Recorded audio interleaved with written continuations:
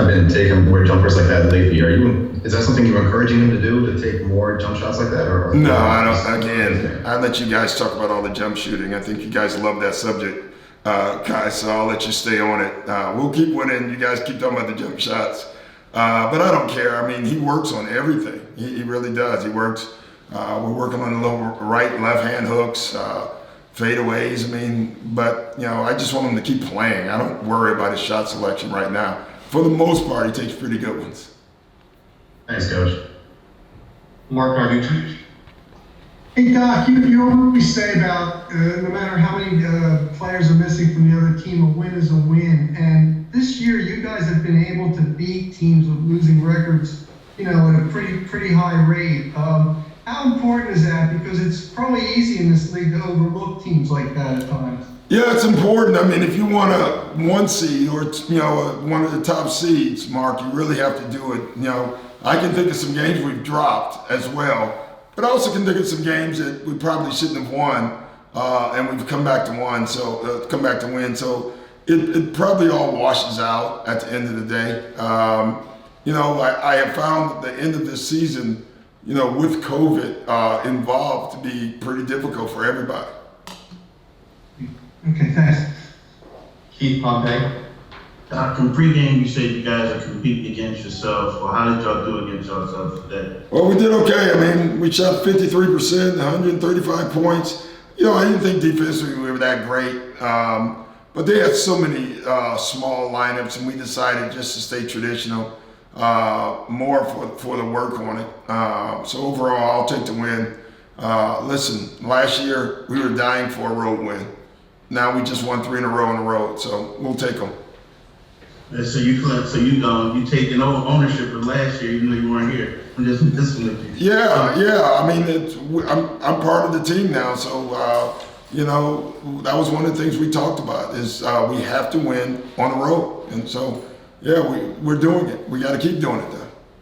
Now talk about Joel's performance, and it's specifically the third quarter.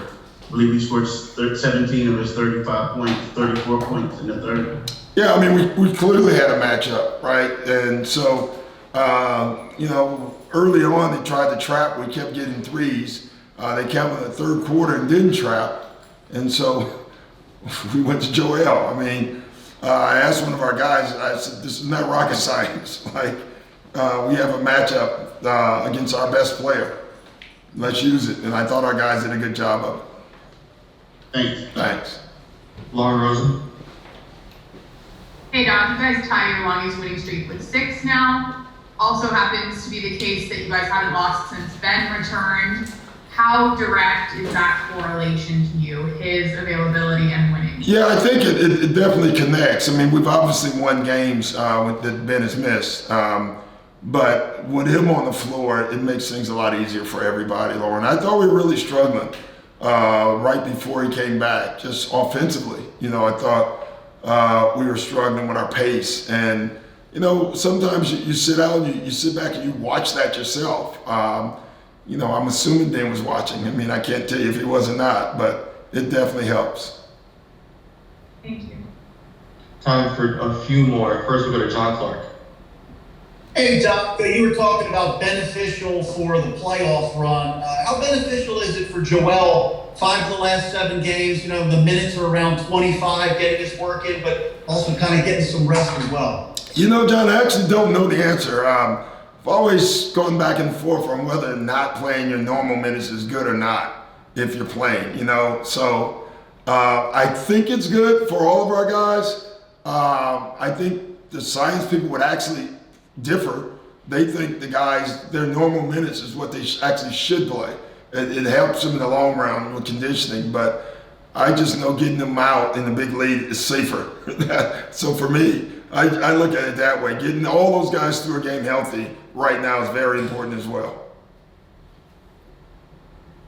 Our last question will go to Rich Hoffman. Hey Doc, Danny made a couple corner threes, and that's typically what he does. But yeah. I was worried. I was curious, specifically the cuts he makes. It seems like he's really able to kind of sneak behind the defense, corner to corner along the baseline. Have you seen a player do that has kind of efficiently? Not many. I mean, hell, it's called the Danny Green cut. So Clearly he probably does it better than anybody.